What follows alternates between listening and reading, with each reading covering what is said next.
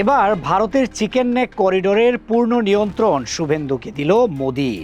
দক্ষিণ এশিয়ার সবচেয়ে স্পর্শকাতর ভূখণ্ডগুলোর একটি হিসেবে পরিচিত শিলিগুড়ি করিডোর বা চিকেন স্নেক ঘিরে ভারতের বড় কৌশলগত পদক্ষেপ এখন নতুন করে আলোচনার জন্ম দিয়েছে। পশ্চিমবঙ্গের শুভেন্দু অধিকারী সরকারের মাধ্যমে এই অঞ্চলের গুরুত্বপূর্ণ জাতীয় মহাসড়ক ও অবকাঠামোগত নিয়ন্ত্রণ কার্যত পুরোপুরি কেন্দ্রীয় সরকারের হাতে চলে যাওয়ার পর সীমান্ত রাজনীতি থেকে শুরু করে সামরিক বিশ্লেষণ পর্যন্ত সব জায়গায় শুরু হয়েছে তীব্র আলোচনা।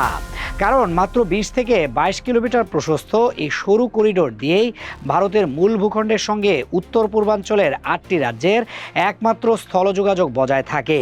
আর এই অঞ্চল ঘিরেই রয়েছে বাংলাদেশ, নেপাল, ভুটান ও চীনের অত্যন্ত সংবেদনশীল সীমান্ত। পশ্চিমবঙ্গ সরকারের নতুন সিদ্ধান্ত অনুযায়ী আগে রাজ্যের গণপূর্ত বিভাগের অধীনে থাকা ৭টি গুরুত্বপূর্ণ জাতীয় মহাসড়কের দায়িত্ব এখন সরাসরি national highways authority of India এবং national highways and infrastructure development corporation লিমিটেডের হাতে যাচ্ছে।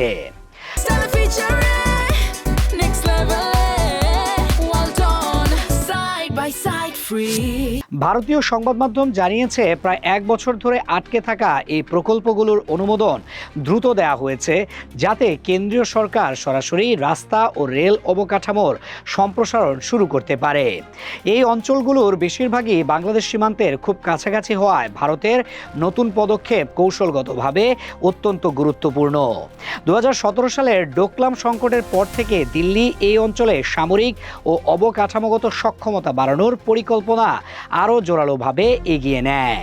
ডাবল রেললাইনকে ৬ লাইনে উন্নীত করার পাশাপাশি ৩ মাইল হাট ও রাঙা স্টেশনের মাঝামাঝি প্রায় ৪০ কিলোমিটার দীর্ঘ ভূগর্ভস্থ রেল করিডোর নির্মাণের পরিকল্পনা করছে কেন্দ্রীয় সরকার। ভূপৃষ্ঠ থেকে ২৪ মিটার নিচে নির্মিত এই করিডোর যুদ্ধকালীন সামরিক লজিস্টিক সচল রাখা এবং সম্ভাব্য ড্রোন বা বিমান হামলা থেকে সুরক্ষা দেওয়ার কাজে ব্যবহার করা হবে বলে জানা গেছে। এই সিদ্ধান্তের ফলে উত্তরবঙ্গ, সিকিম, ভুটান ও বাংলাদেশের সঙ্গে ভারতের যোগাযোগ আরও শক্তিশালী হবে বলে দাবি করছে দিল্লি। একই সঙ্গে মালদা, মুর্শিদাবাদ, নদিয়া ও উত্তর ২৪ পরগনা হয়ে সীমান্তবর্তী সড়ক নেটওয়ার্কেও বড় ধরনের উন্নয়ন করা হবে। তবে আসলে উন্নয়নের আড়ালে সীমান্ত এলাকাগুলোতে ভারতের সামরিক নিয়ন্ত্রণ আরও শক্তিশালী করা হচ্ছে।